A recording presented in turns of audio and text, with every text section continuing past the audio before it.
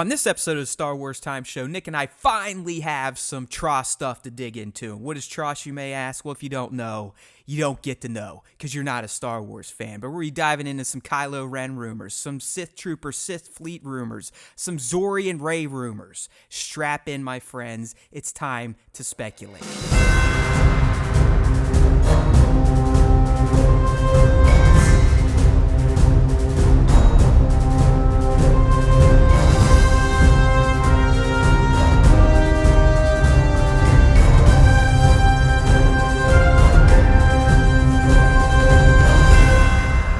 Everyone, welcome back to a brand new episode of Star Wars Time Show, and as you heard from our sexy ass announcer, we're finally getting into some of the Rise of Skywalker rumors. Now, where have these been? Who knows? I mean, Nick and I might have missed a few throughout the weeks, but I finally found a treasure trove of TROS rumors to dive into, so that's exactly what we're going to do on this podcast, which is, it's kind of a filler podcast. I'm actually on vacation as you're listening to this. So Nick and I, we doubled down the week prior to roll out a cast so you guys and gals wouldn't have to miss hearing our sexy, stupid voices for even a week's time, Nick, right? That's how we roll. We treat our fans as if they were family or our best friends. So we make sure the content is there every week. Even if it's holiday weeks, we're still putting out content. Damn Skippy. And no Patreon yet. Although if you want to just send us random fucking money or figures, we will not send it back, okay? Absolutely. We accept all sorts of fan mail and gifts and praise and adulations, you name it. But, you know, let's get into the bread and butter here, buddy. So we came up with a pretty hefty dose of rumors. And, of course, a lot of this stems from the mega Star Wars rumor mill on the internet, and that's Making Star Wars and his buddy Bespin Bulletin on IG. We're not sitting here trying to take credit for these digs. What we are going to do is we're going to try to take credit for making up ridiculous speculations and hot takes on what these rumors could mean for the plot points that we may or may not know are going to go down in the Rise of Skywalker. So we got some interesting tidbits on Kylo Ren and kind of his dealings in the movie. In particular, we heard he's going to be at a castle, and that's potentially where the little 8-man was fixing his helmet and some other things. So I kind of want to start there, Nick, with this whole castle idea and the idea that Kylo and the Knights of Ren have kind of convened. They're on this castle, which a lot of people are hinting is probably on Mustafar and probably, you know, his grandpappy's castle. But this is supposedly where the 8-man is there to fix the helmet. Yep. And this 8-man is also a person that's helping Kylo and the Knights activate some sort of special device. So, I mean, what do you think about this rumor? I mean, is this based on some of the leaked concept art we just saw and the 8-man in the trailer and kind of what we know or what we've made up or think we know about TROS? What are you thinking here? It's definitely in line with rumors that we talked about a few weeks ago. You know, we saw these super grainy pictures that were, you know, pictures of pictures that were posted up on a wall. And a lot of people were right then going to, this is the castle on Mustafar. This is Vader's castle, and we're going to see it in TROS. Now we loop back around to this new rumor out of Making Star Wars, and we're saying that Kylo and the Knights are in a castle, most likely on Mustafar. So those two pieces meet perfectly. And when you take a castle and you say it's on Mustafar, it has to be Vader's castle. You know, his thing, Kylo's thing, from the day that we met him was he is obsessed with his grandfather, and of course, a little bit. Yeah, of course he would. Well, I mean, he was basically jerking off to his melted helmet in his bedroom. So. Oh yeah, there was a lot of odd communication going on. You know, odd forced communication trying to happen between Kylo and his grandfather. And, you know, now that he's in charge of the First Order, he doesn't have to sit and listen to Snoke when Snoke tells him, like, oh, you know, we're going to set up home base here, or you have to be stationed here. He's the leader. He can go wherever he wants. And where does he want to be? He wants to be where his grandfather was. So the castle on Mustafar makes perfect sense. Do you think this would be, I guess before I get to that, who or what do you think this 8-man is? Because apparently, you know, from this rumor, this 8-man is also the caretaker of the castle. I mean, is this someone you think Vader installed, or some of the Vader's helpers? We did see Vader had these odd Cloaked. butlers or whatnot around him in Rogue One when we got the first glimpse of live action Vader Castle. But I mean, it would have. Give me your thoughts on 8-Man. What the fuck is this thing? Why is he the caretaker? Why is he helping Kylo? I think 8-Man is probably somebody that Kylo knows, because it's hard for me to believe that 8-Man. Well, one, it's hard for me to believe that Vader's castle on Mustafar would have been undisturbed from the moment after his death. Like, I do believe that people knew about it. Obviously, people within the Empire knew about it. So it's unlikely that it would have remained undisturbed with a waiting caretaker there for when Kylo just shows up. So to me, 8-Man's got to be somebody that Kylo has installed as the new caretaker of, Vader's castle on Mustafar. Interesting take. I wasn't even thinking that way. I was thinking a holdover or someone installed him there. Hell, maybe part of Operation Cinder. Maybe some of the plans in there where the Emperor said, "You go here." Yeah, I just don't. Maybe think... 8-Man's more than just 8-Man. I love that he's just 8-Man in quotes at this point. I just don't know if we could have gone, call it 40 years without the Republic. Or without the rebellion post fall of the Empire finding the castle, and then also without the New Republic discovering it, it's hard for me to believe that just remains. I guess, and I'm just playing devil's advocate here, but why would they care if they know Vader's dead? Why would they care? Oh man, that's a treasure trove of knowledge. Like all of the things. All of the so that's why I'm almost thinking Palp could have turned it into, or already was loading it up as one of his Sith bunkers or something like that. Could be. It could definitely be. I could see it both ways, but I just in my head, even if Palpatine was planning to use it as a Sith bunker, there's no way that the New Republic doesn't get there or doesn't go there. I mean, the only other thing that could be possible is that it's well guarded and the New Republic did go there and their people were killed. That's an option. But I think, logically to me, it makes more sense that he goes to it now that the New Republic's out of the galaxy. There's nobody to stop people from going to it or to have any sort of eyes on it. So what he if it's reclaims Caesar it. from Planet of the Apes? That would be perfect. He's got a hairy hand. When I first saw it, the only creatures in Star Wars universe that I look at and I think has hands like that are one, Wookiees, but that's too small. Those hands are too small, and the other one is whatever Biston was in Rogue One. You remember, because he was like a hairy little dude on the gun. He's like a pig man.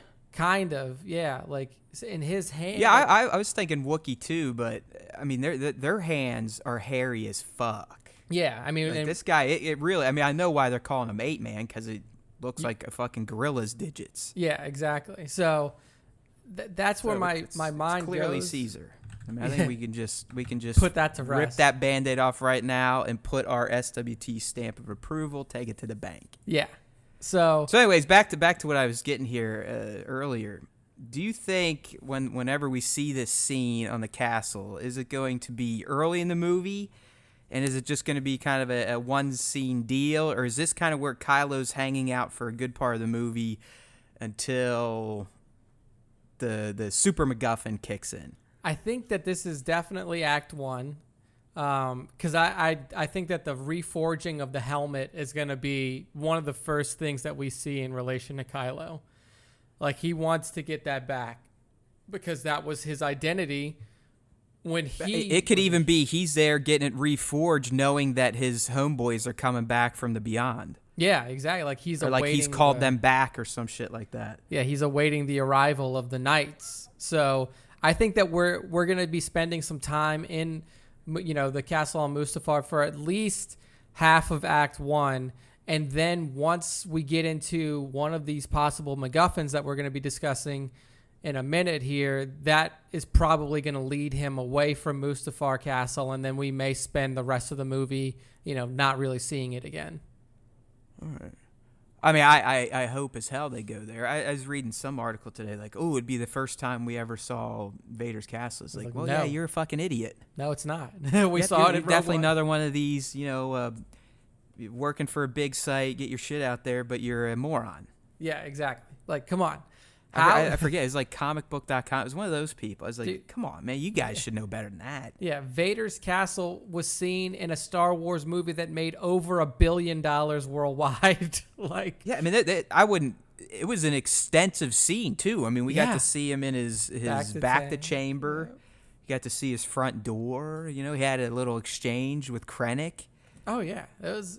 But no, I would like to see it through the lens of, okay, Kylo's here. He can play with himself, tweak his nipples. He's in his grandfather's Sith castle.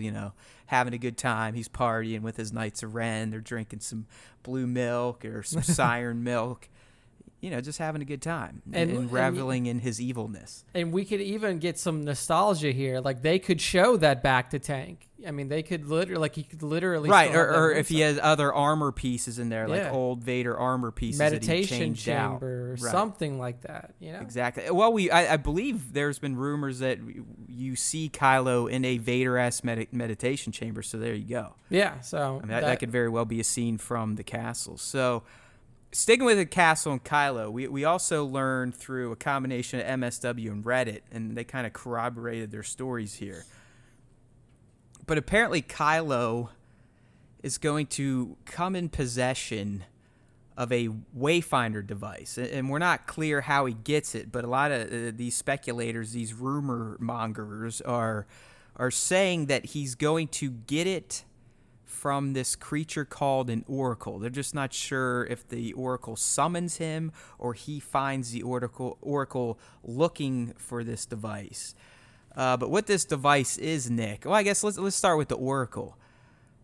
So this oracle is being described as, kind of an alien, a non-humanoid. There's a picture out there. We have it linked in the post. It's literally like a... Sorry, cat just jumped up on the keyboard, people. But it's like a spider, kind of. Right, like a spider squid that it's almost like a parasite, and it's sitting on a head of a like a dead-looking baby hippo or something. Yeah, it's like a on the Reddit post that's linked in the Star Wars Time article that we'll have in the cast post. You can look at the different inspirations that people think is one, this is pure speculation. We don't know if it looks like this, but they're drawing on a lot of old Ralph McQuarrie stuff from ROTJ, from ESB, from Dagobah. It's very interesting looking, and I could see this creature just being this. I don't want to in my mind, and again, this is just me speculating.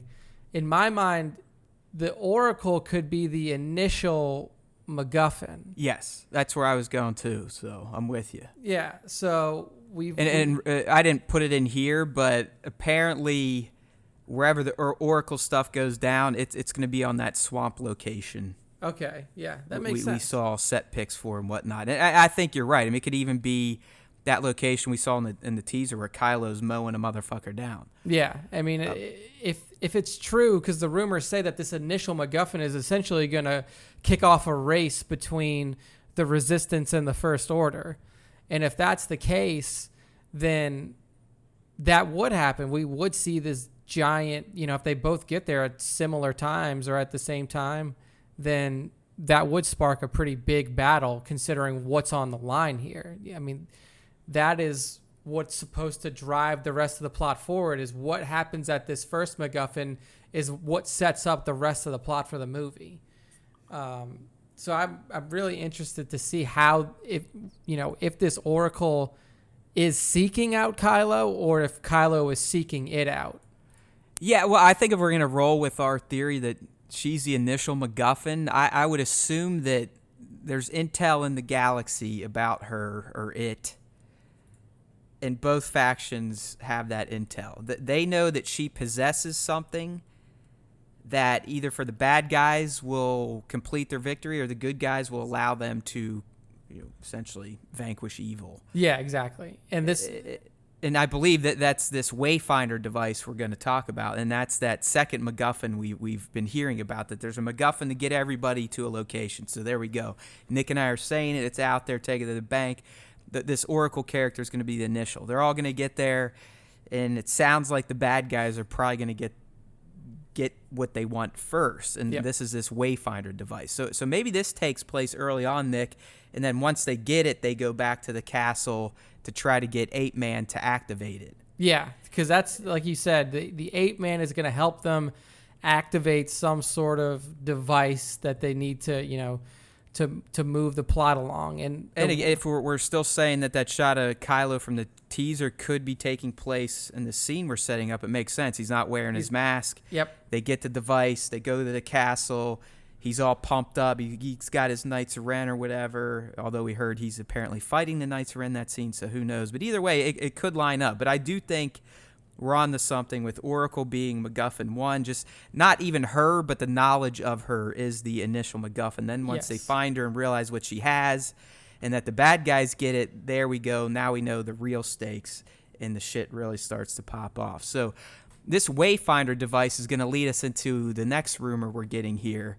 It's supposedly it's a device that Kylo believes will be key to unlocking Palpatine's legacy. And a Wayfinder, obviously, it's something to allow a person, a thing, to find something. Think of the bracelets that Leia gave to herself and Rey. Yeah. Right? Those were essentially Wayfinder devices. They could find each other across the galaxy, no matter how many light years that were spanning them.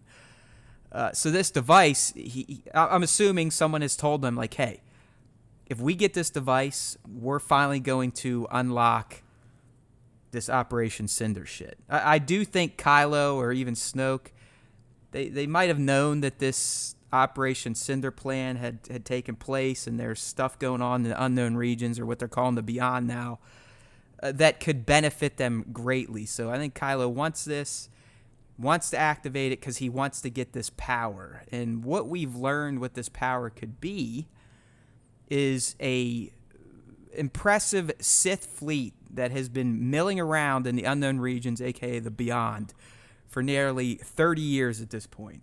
Yeah. Biding its time, waiting for when it's ready to fully come back and Palpatine can get back on with ruling the galaxy. Yeah, so that's what makes this whole Sith fleet thing interesting, in the connection to the Wayfinder, is that Kylo is under the impression that this Wayfinder will allow him to unlock power that he needs to control the galaxy. Exactly. But in reality, this fleet is there for the sole purpose of the return of Palpatine. It's not going to help Kylo. They're not going to be like, great, Kylo's here. Let's fucking go help him destroy the galaxy. Well, think about it. I mean, would Palpatine really want to hand that power to essentially Vader 2.0? Like Anakin literally Skywalker? Vader's family. The guy that killed him.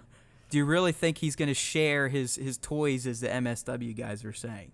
No, of course not. Like, this is the exact opposite of what Palpatine would want. As soon as he sees, little Skywalker, little Solo jaunting into this fleet territory, it's gonna turn out bad for Kylo. But I mean, there could also, you would have to think that there's a good chance Palpatine's been influencing anyway, because he knows that he needs Kylo to come back in full. Oh yeah. But Kylo being Kylo, and obviously power hungry but still torn, he's never thinking clearly. That's obvious. He's thinking like, well, maybe if I show Palpatine that I am all dark and I can be better than Vader, blah blah. Maybe he'll make me his new Vader. I mean, I could see Palpatine wanting that. Like he's wanted so badly to be Vader. Yeah. Or be a super Sith. Maybe he's kind of foolish, thinking like, oh yeah, hey, we'll be best friends and we're gonna get this mega fleet and we're gonna fuck a bunch of shit up. But as we know, Sith in general, they're not gonna share power. Also, this plan has been laid out in Battlefront 2 with Operation Cinder, the campaign in there. It's clear. I mean, is it canon? Palpatine had a plan for his demise, so the Empire could rise again. Not the First Order, not Kylo Ren.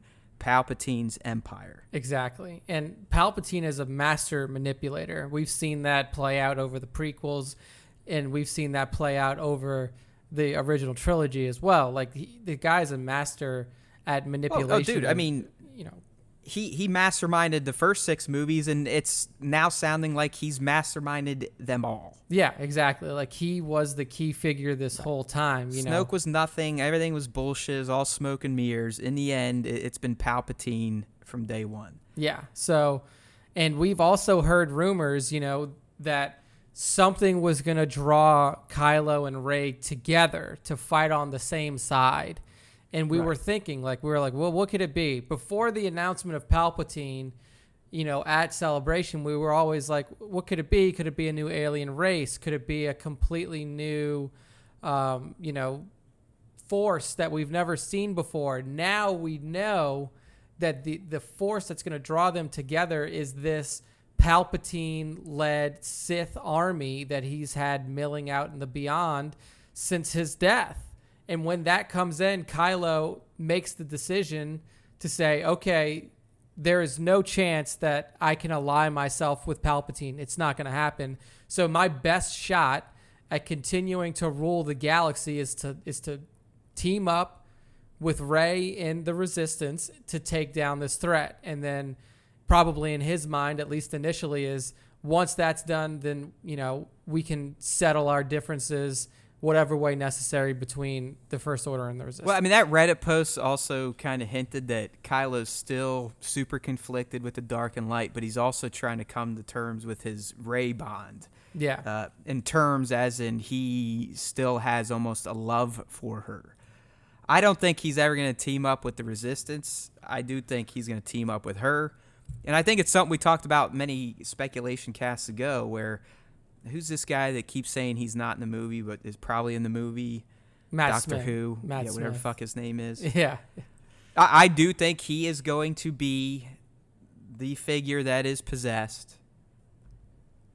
Rey and Kylo, with Kylo besting him ultimately, that they're going to team up to take that person down. But once Kylo kills that person, that's when Palp's going to make the jump to him. But Kylo's going to be strong enough to fight it long enough to basically tell Rey, you got to take me out. I've got him. This will do it.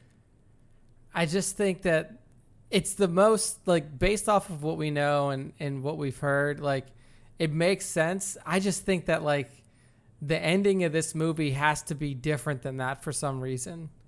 I feel like that's the safe ending to go with. And I want them, after hearing that this, the final scene is going to be mind melting and all this other stuff, I want them to take a risk with this ending and change it up a little bit. What's the risk then? Killing Rey? I don't know. I mean, maybe Rey dies to redeem Kylo. I mean, that's the only other thing I could think. There's no way they're both getting out. Snuff out all the Force users.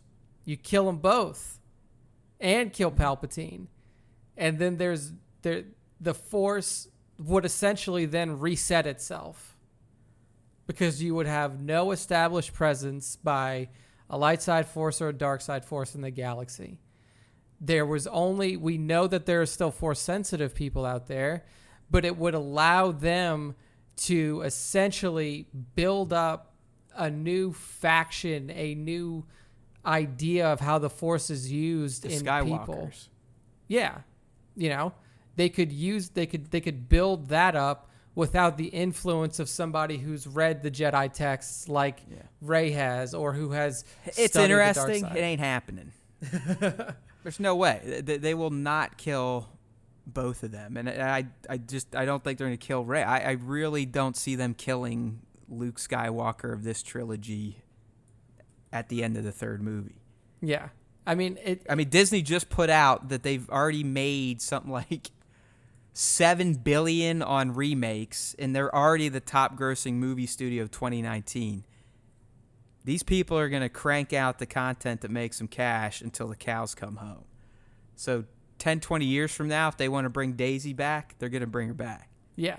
No, I totally agree. I just think that would be the way, if you want to close it and you want to end the Skywalker saga within this galaxy, leaving no question that it's over, that's how you do it. You kill them both. And with them goes Palpatine, and with Palpatine goes the entire legacy of the Sith and the Jedi combined. But you're probably right. Like, I still think the most shocking, honestly, would be Rey sacrifices herself to keep Ben alive. Yeah, I mean that would be Because the biggest. it would be a complete 180 for the character of Ben, but it would also essentially be true to form for the character of Rey, the good person. Yeah, I mean, and you know, knowing Palpatine, if you think in his twisted mind, like he would want to go into Rey to dominate her and to break her will, and then use her as a vessel more than he would just to jump to Kylo. And, you know, essentially just take on another dark side vessel that was already corrupted, pretty much. Like, in his mind, because that's what he did with Anakin. Like, he took this pure child, this Jedi, this paragon of the universe, and twisted and corrupted him. And I still blame that on Sand. Sand had a lot to do with it. Yeah, Sand and Sand people. That's what made Anakin Skywalker Darth Vader. Yeah.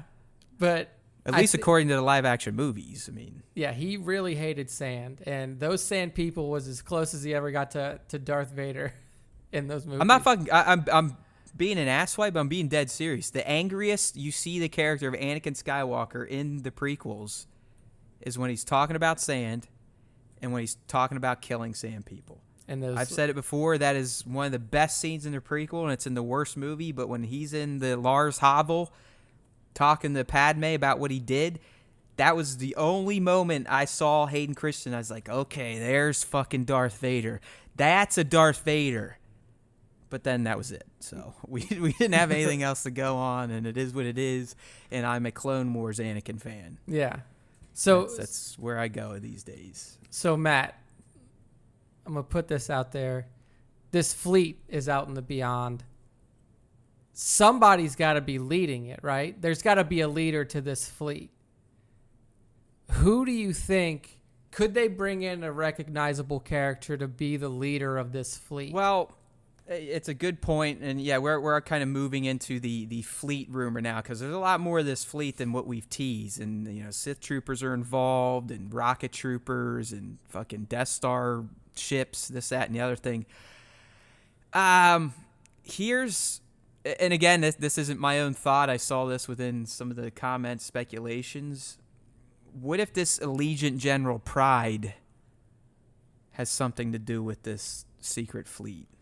Yeah. I mean, Allegiant General is never really mentioned. I mean, I know Annie took a picture of him and Hux. So and Hux next to each other. So that maybe this guy's already in the First Order. I don't know. It's a very good question. I mean, I don't think it would be someone we know, because the way Cinder was set up was it was just basically Palpatine, and then when he died, the admirals, the generals, the Moffs, they got his orders, and that's it. But yeah, but and their orders were basically kill yourselves. Thrawn was still somewhere. We don't know what happened to Thrawn. Oh, you thinking Thrawn's out here? I'm just fun speculation. Oh man. Because that would be fucking great, wouldn't it? But I know, but I mean, if you bring back Thrawn, you also have to bring in Ezra. I know it opens up a whole can of worms that's never going to happen. But like the story of Thrawn and where he is after the end of Rebels is yet to be told. We're now aware of an entire fleet out in the middle of nowhere in the beyond, where is essentially somewhere that Thrawn could have gone. Like, we don't, I mean, it's a possibility. Is it going to happen? No, but I would love to see if that fucking fleet warps in, and on the bridge you see a blue chiss with red eyes, and Thrawn is right there leading this cadre of it'd be insane. Like, I think people would fucking pass out or have heart attacks. It'd be the reveal in Endgame where Cap proves he's worthy. picks up the fucking hammer and just starts beating. It would be that. It would be that level of reaction in a live screening. Yeah, and of course, I don't think it's going to happen. Like, I haven't finished. The third Thrawn book just came out called Thrawn Treason. I'm pretty sure in that he basically breaks his ties with the Empire in some way, shape, or form, or at least sours his relationship with the Emperor. But he's still a character that's out there, and wouldn't these books have to be set before the end of Rebels? So they mention, because he's like, Thrawn's had a run-in with Phoenix Squadron multiple times. So in the second book, they bring up multiple times his failure at Atollon against Phoenix Squadron. So the second book takes place within the Rebels timeline. You'd have to think the third one too. The third one, considering him and Ezra literally get sucked out into nowhere. Yeah, exactly. So the third one has to take place before the end of Rebels, and it's called Treason. And it's what you basically find out as you read through this trilogy about Thrawn is that he's not really all in on the Empire. Like, he still has his loyalties to the Chiss Ascendancy. And in fact, at the end of the first book, he sends what is essentially his protege to join the Chiss Ascendancy, basically tells him to leave the Empire. Like, here, you go over there and you work for the Ascendancy, almost setting up like, I'm coming back. Like, I mean, the Star Wars Explained guy on YouTube, he just put out something after reading this book saying, could the Chiss Skywalkers make an appearance in Rise of Skywalker? So he could be onto something. I don't know. Like I said, I can't read, so I miss all that shit. All that lore just washes over my head. I have to rely on people that actually can read to tell me that stuff. But I don't know, man. I think if the Matt Smith rumor is legit, I think he's probably the one leading it. Yep. He's probably, like I said, possessed. The Allegiant General Pride thing, who knows? He's new. You never know what new guys could be up to and when they get mysterious. Outside of that, with the fleet, the other things we learned that this is where the Sith Troopers will be tied, which now makes sense for their names. Because, I mean, I think a lot of people are like, well, how the fuck do you have Sith Troopers when there's no Sith? Well, if they've been hanging out in Palpatine's money fleet for 30 years, then okay, makes complete sense. Why are they armored like the First Order? Who knows? That is curious. But it's pretty much been rumored that these Sith Troopers aren't going to be your run-of-the-mill bozos who can't hit the broadside of a barn door, right? Yeah. They're going to be legit warriors, and they are part of this hidden fleet of Palpatines in the unknown regions. And the troopers are pimps. They're going to have their own TIE fighters, and it's rumored that these TIE fighters are going to be red and kind of shaped like the TIE daggers we talked about, and that these motherfuckers, while they fight in unknown regions, will literally bail out of their ships and start fighting with rocket packs. Because it's been explained that these unknown regions are fucking chaotic. Yeah. I'm talking like the galaxy itself is like almost folding in on itself. Yeah. So for 30 years, these characters with this Sith fleet have essentially been surviving in hell. Yeah, which basically so they're all going to be hardened, battle-ready motherfuckers. So I thought that was very interesting that they went into what the unknown region is like just physically. By nature, the environment is just fucking hell.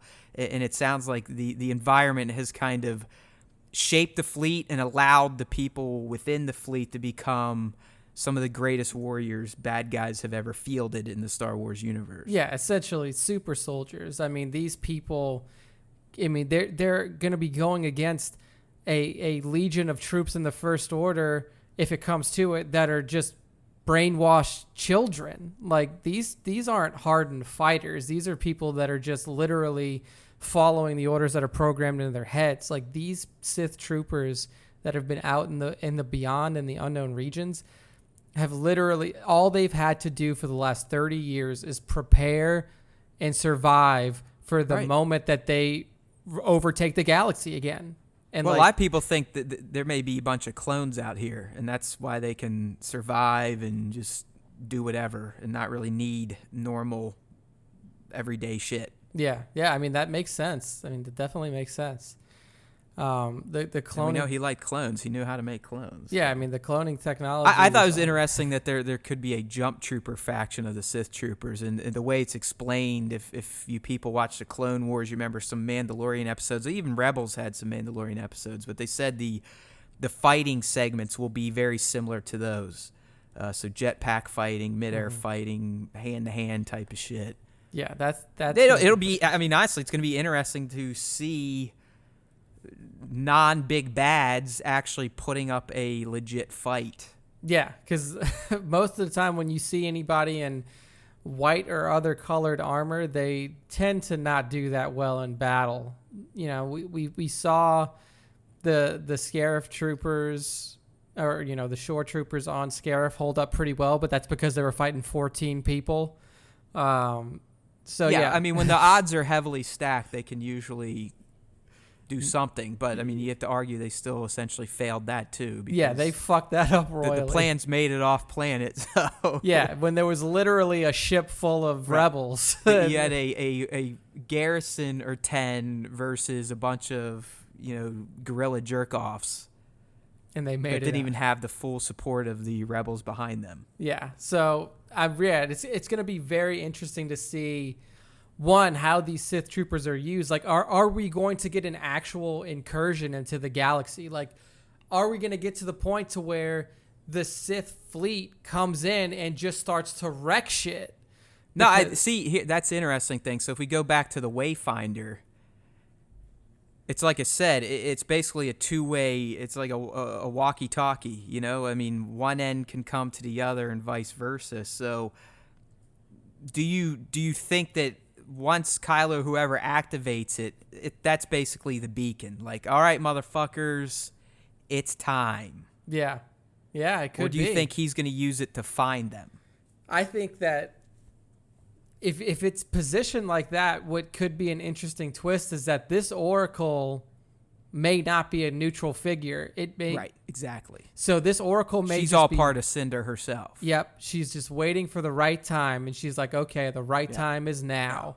And then as soon as it she'll sell it to whoever gets it.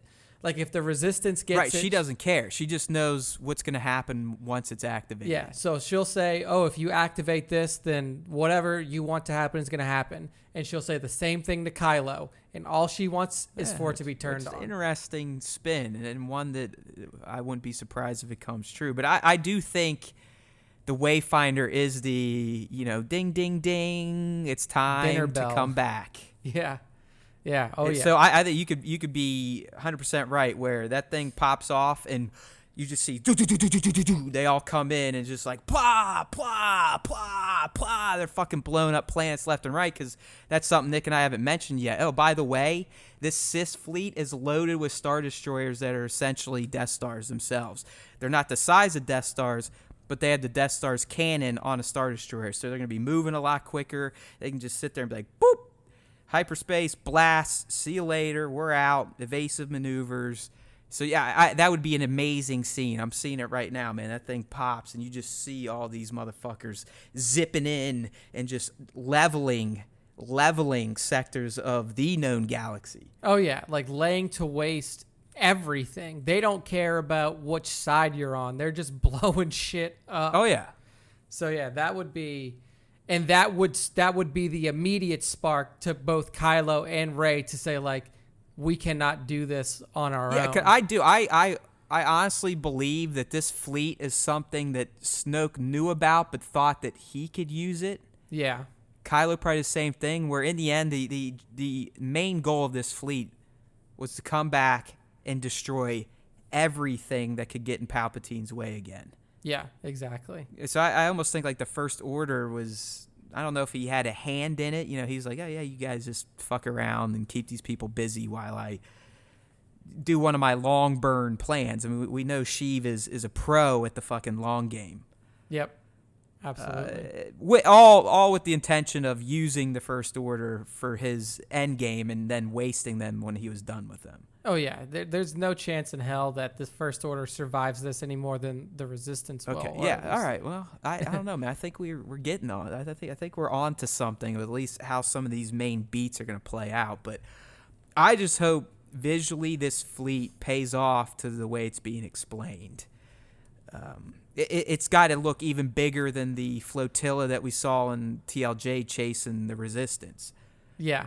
You know, I mean, that was impressive. I mean, that's bigger than we've ever seen in any Star Wars movie. I mean, I guess there's a lot of ships at Rogue One, but I'm talking just one faction floating along. They had their huge Snoke capital ship and a bunch of Star Destroyers. I mean, this thing just has to take up the entire screen. Yeah, exactly. It's just like, it's almost like when you saw, you know, that really close-up shot of a Star Destroyer coming in Rogue One that really engulfs the screen. Exactly. And there's like a million of them behind you. Yeah. Perfect. Perfect explanation. Or like, the opening of Spaceballs, where literally for 5 minutes you're watching the same ship go by. Yeah, and then because perfect. It's so fucking big. I don't know, man. I like this. I'm glad we kind of stumbled upon this today. It was something fun to talk about these, and it ties into the Sith Trooper reveal. So I mean, we know they're legit, and it does make a lot more sense now to think that these guys are a part of Palpatine's plan and not a part of the First Order. Yeah, definitely fits more in line with what we know about the armor thing. That's curious. I don't know what's going on there, but Sith Troopers working for a Sith return. I love it. Yeah, love it. Absolutely. And just how it could motivate our characters. I mean, it makes a lot of sense, and it sounds like a good story to me. One I'd love to see, especially these jump troopers. It sounds like a perfect Palpatine plan too. Yes, of course, of course. Like something it's great. It's great stuff. But the more I see this Sith Trooper, the more I'm like, I'm gonna have to get the fucking Barbie doll size.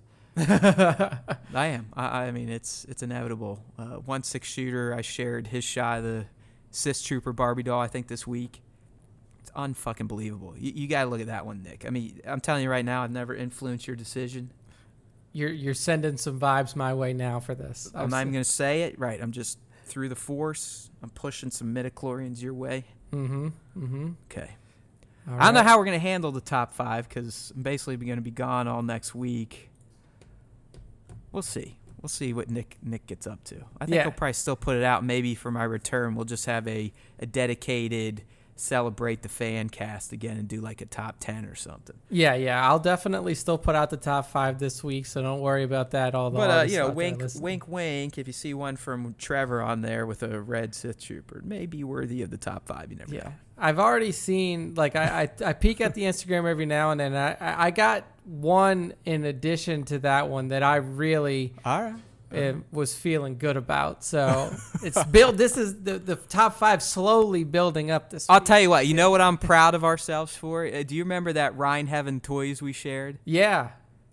Guy is killing it now. I mean, it's like a fire's been lit under his ass, and he's putting out just fantastic work daily. Oh yeah, dude. I mean, and people are like, "Oh man, I'm glad we found the account." You know, that's why we do what we do. But we also do what we do here, and that's to act like 2 fanboys and sit here and speculate over fake stuff. Absolutely. So moving on, you know, we've been talking a lot of rumors about the bad guys, and now we have one potentially about a semi-good girl and the good guys. So we're going to move on to a story about Zori. That's the character Kerry Russell's playing. We know that she's part of the Thieves Guild, and she's going to be on this, Kijimi planet? Yep.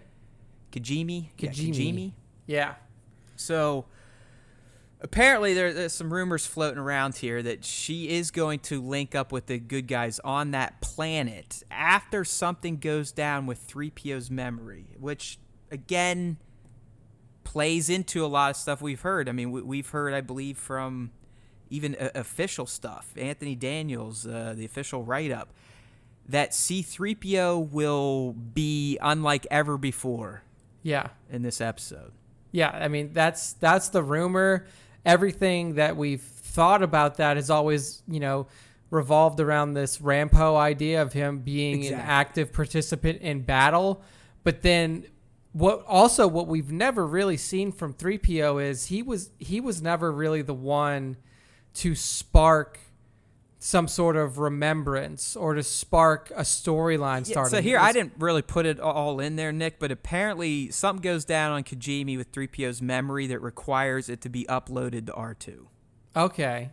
Okay. So I don't know if they need to reprogram him for something and make him crazy like a murder bot like 000. Yeah, and so he's just got like a secondary memory going Yeah, on exactly. while They they're just doing like flash his fucking ROM, and there he's got a whole new mission directive. Yeah, he turns into fucking HK-47 and he's just killing. That's what I everything in mean. front of him. Or you know, Triple Z. Yeah. Just sitting there fucking torturing people or putting knives on his fingers. Yeah. So I mean that's very interesting, and the way that that's going to connect with this Zori character. So is it assumed that he loses his memory or it gets uploaded into R2 and then the reason that was brought up is essentially whatever happens that requires that to go down is going to cause them to have to get the fuck out of Dodge quick. Yeah. And Zori is going to leave with the good guys. Okay, that makes sense. So, here's where things get interesting. So there's reports out here. Again, this comes MSW, Bestman Bulletin. There are reports out there that when they do leave, they'll be leaving in Zori's ship. And Zori's ship, for those who've seen pretty rudimentary-looking concept art or stills or even clips, is rumored to look pretty damn familiar to the ship that dropped Rey off on Jakku in the flashback. They even said that Rey mentions how familiar the ship looks when this is going on in the movie. So, as we do, the MSW guys kind of speculated what this could mean, and I liked their take. I'm going to jump on it here, and we'll see if Nick spins it a different way. But they're speculating that back in the day, Zori, again, she's a thief, probably mixes around with scoundrels and bounty hunters and smugglers. Back in the day, she might have been working for some shady characters. Maybe the First Order, maybe Operation Cinder people. But when one of these shady people asked her to do something crappy to a 7-year-old girl, she kind of drew the line, dropped her off on Jakku, knowing that, hey, that's better than the fate these people want for you. And, Zori then pieces out, feeling like she did something good.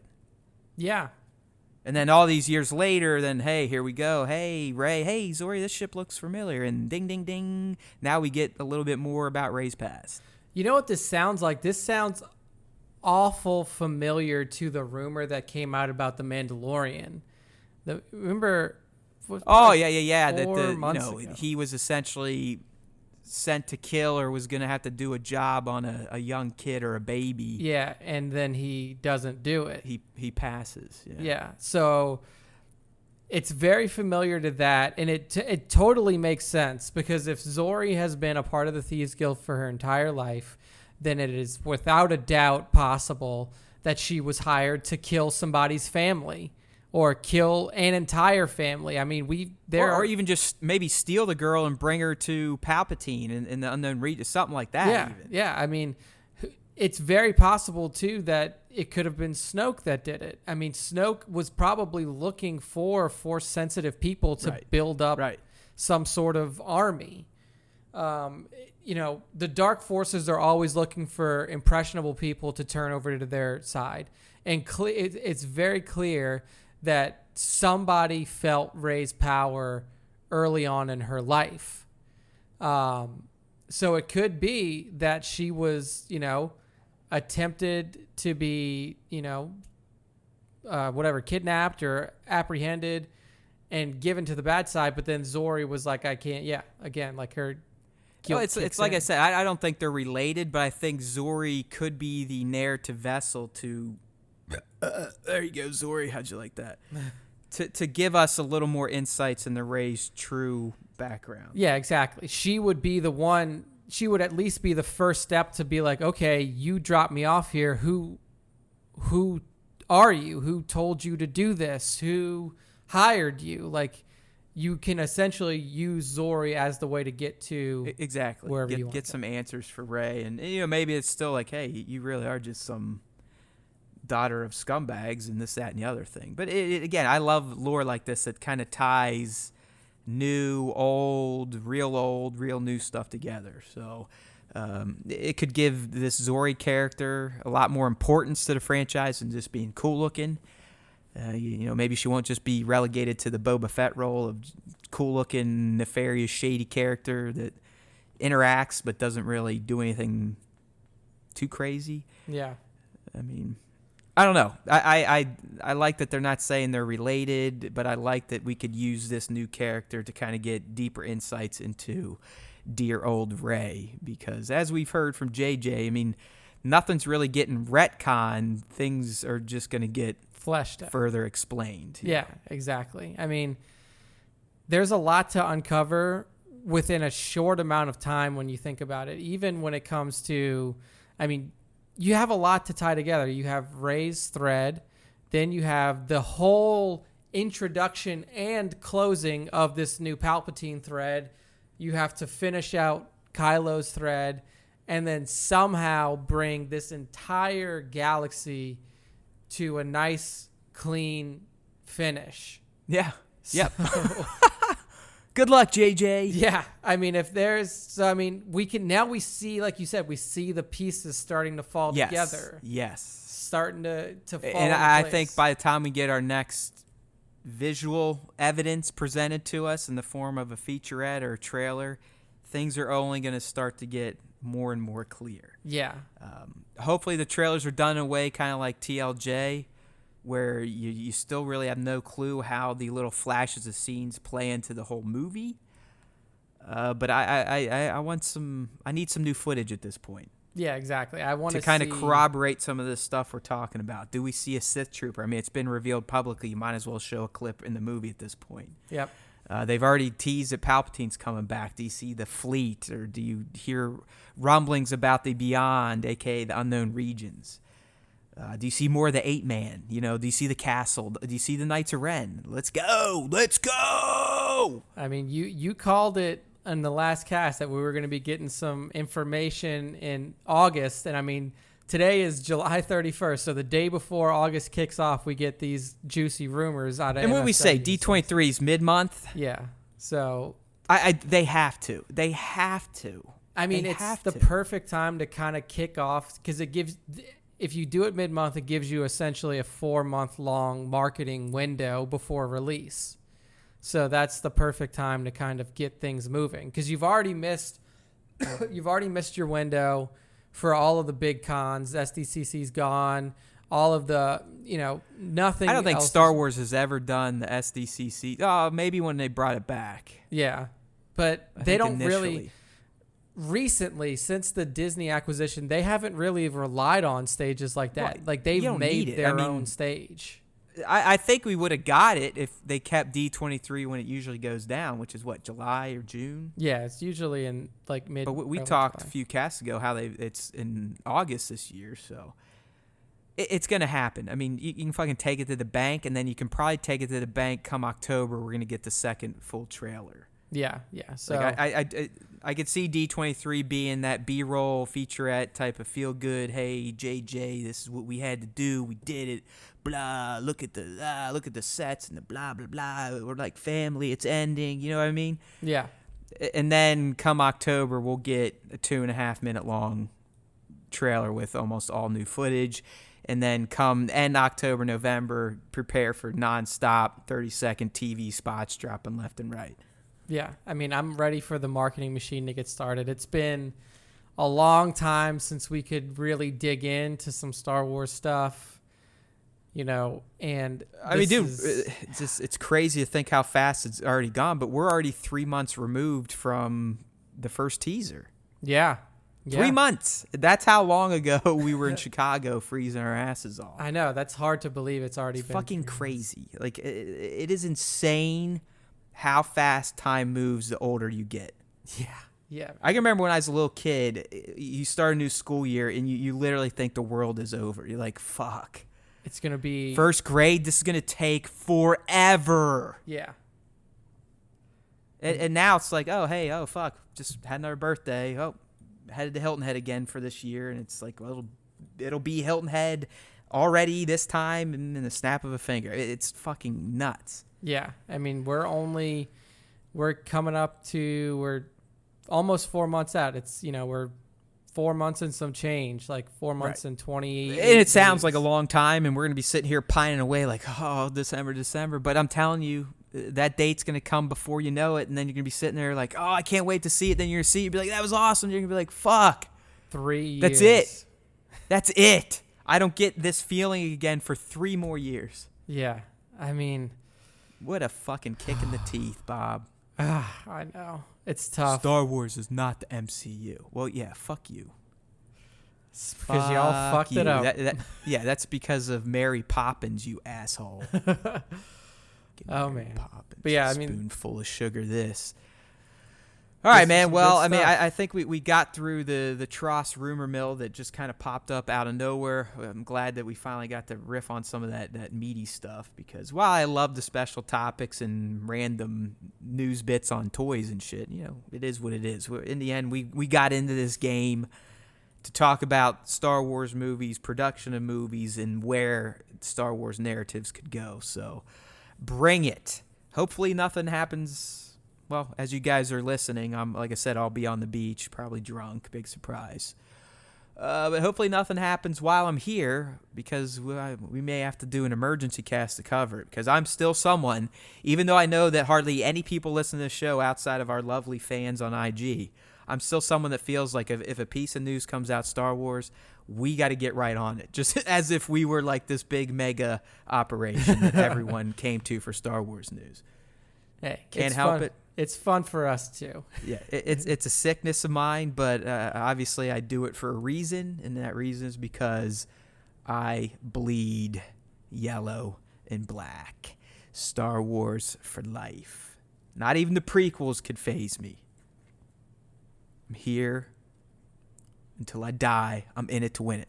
All right, my friends, hopefully you enjoyed our takes, our speculations, our ridiculousness on this episode of Star Wars Time Show. It's that time of the show where you need to help us out by going to StarWarsTime.net and getting yourself subscribed on the platform of your choice. We've got them all, and if we don't have the one you're looking for, it's probably because it sucks. So pick one of the better ones that we already have. And if you prefer watching on YouTube, which sometimes could get kind of odd because you're just looking at an equalizer going up and down, but we do throw in the imagery of stuff we're talking about, you can also get that on StarWarsTime.net. And once you get on there, make sure to sub, like, rate, review, pass it along. Rinse and repeat. I can't tell you how much it's been helping us. We just had a record month for July. We did less casts than we usually do, and we had the most amount of downloads to date. So that is for Nick and I, because fuck you guys. You're not doing any of the hard work, and now this is for you guys.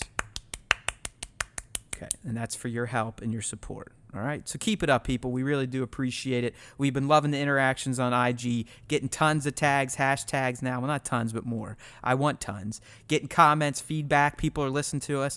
Sir Dork already told us that he already has plans for the retro figures that we told him to destroy. That's awesome. That's why I'm bumping it back up to 1A. Sir Dork, back to 1A. Everything Kylo, 1B. These guys, you see, they basically fight for the top spot week in and week out. Just depends on if they're showering us with gifts, praise, and you never know what. Maybe a reach around. All right, my friends, until next time, may the Force be with you. Oh.